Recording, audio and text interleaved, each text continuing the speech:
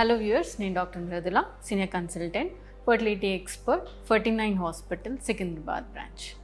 So IVF and ICSI ఈ రెండింటికి difference ఏంటి? అందరికీ ఇక్సీ చేయాలా, ఐవీఎఫ్ చేసిన వాళ్ళందరికీ? ఇట్లాంటి డౌట్స్ చాలామందికి ఉంటాయి. అందరూ యూజువల్గా వచ్చినప్పుడు ఐవీఎఫ్ చేసుకున్నామని అంటారు. వాళ్ళకి ఇక్సీ చేశారా, కన్వెన్షనల్ ఐవీఎఫ్ అనేది యూజువల్గా డాక్టర్స్ కూడా జస్ట్ ఐవీఎఫ్ అనే చెప్తారు. సో అసలు డిఫరెన్స్ ఏంటి, ఎవరికి ఏది అవసరం అనేది నేను ఈరోజు డీటెయిల్గా చెప్తాను. సో ఐవీఎఫ్ ఇన్విట్రో ఫర్టిలైజేషన్ అంటే మనం ఫర్టిలైజేషన్ ఎగ్ స్పర్మ్ కలిసి ఏదైతే ఉంటుందో ప్రక్రియ, అది మనం బయట ల్యాబ్లో ఐవీఎఫ్ ల్యాబ్లో చేస్తాం. ఎగ్ బయటకు తీసి లేడీలోంచి హస్బెండ్ స్పర్మ్ తీసుకొని రెండింటిని కలిపి బేబీని తయారు చేయడం అనేది ఇన్విట్రో ఫర్టిలైజేషన్.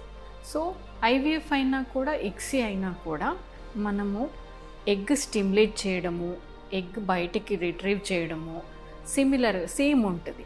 వన్స్ ఎగ్ మనకి బయటికి తీసాక స్పర్మ్ని ఎలా ఫర్టిలైజ్ చేస్తుంది ఎగ్, ఇది డిఫరెన్స్ ఉంటుంది. సో ఐవీఎఫ్ కన్వెన్షనల్ ఐవీఎఫ్లో మనము ఓన్లీ ఎగ్ ఒక చిన్న డిష్లో తీసుకొని స్పర్మ్స్ దాని చుట్టూ విడిచిపెడతారు అండ్ స్పర్మ్ దానంతట అదే స్పాంటేనియస్గా ఫర్టిలైజ్ చేయాలి ఎగ్ని. ఇది కన్వెన్షనల్ ఐవీఎఫ్. అది ఇక్సీ అంటే ఈచ్ ఎగ్, ఒక్కొక్క ఎగ్ తీసుకొని ఒక్కొక్క స్పర్మ్ ఎంబ్రియాలజిస్టే మంచిగా ఉన్న స్పర్మ్ని సెలెక్ట్ చేసి మైక్రోస్కోపిక్ నీడిల్ ద్వారా ఎగ్లోకి ఇంజెక్ట్ చేస్తారు. దీన్ని ఇక్సీ అంటాం, ఇంట్రాసైటోప్లాస్మిక్ స్పర్మ్ ఇంజెక్షన్. సో ఎవరికి ఏది చేయాలి, ఎవరికి ఏది అవసరం? సో ఎవరికైతే మనం ఐవీఎఫ్ చెప్తున్నాం బికాజ్ ఆఫ్ ఫీమేల్ ఫ్యాక్టర్, అంటే వైఫ్ ఏజ్ ఎక్కువ ఉంది, తర్వాత ఎగ్స్ నంబర్ చాలా తక్కువ ఉన్నాయి, ట్యూబల్ ఫ్యాక్టర్ అంటే ట్యూబ్స్ బ్లాక్ ఉన్నాయి, ఇలాంటి కారణాలకు అన్ఎక్స్ప్లెయిన్డ్ అంటే అన్నీ నార్మల్గానే ఉన్నాయి, ప్రెగ్నెన్సీ రావట్లేదు మందులు వాడిన యుఐ ద్వారా కూడా అన్నప్పుడు అన్ఎక్స్ప్లెయిన్డ్ ఫ్యాక్టర్ ఉన్న వాళ్ళకి మనము ఐవీఎఫ్ చేయొచ్చు. మేల్ ఫ్యాక్టర్ నార్మల్గా ఉంది అంటే స్పర్మ్ కౌంట్ కానీ కదలికలు కానీ అన్నీ కరెక్ట్గానే ఉన్నాయంటే కన్వెన్షనల్ ఐవీఎఫ్ చేసుకోవచ్చు. అదే స్పర్మ్ ఫ్యాక్టర్ అంటే చాలా తక్కువ స్పర్మ్స్ ఉండడము, కదలిక లేకపోవడము, ఆర్ఎల్స్ కొంతమందికి 0 కౌంట్ ఉంటాయి, అబ్స్ట్రక్షన్ వల్ల బయటకు రాలేదు స్పర్మ్. అట్లాంటి వాళ్ళకి టెస్టిక్యులర్ స్పర్మ్ అంటే సర్జికల్ రిట్రీవ్ చేస్తామంటే చిన్న నీడిల్ ద్వారా లోపల నుంచి స్పర్మ్ తీసుకుంటాం. సో ఇట్లాంటి వాళ్ళకి మాత్రం కంపల్సరీ ఇక్సీ చేయడం వల్ల అడ్వాంటేజ్ ఉంటుంది.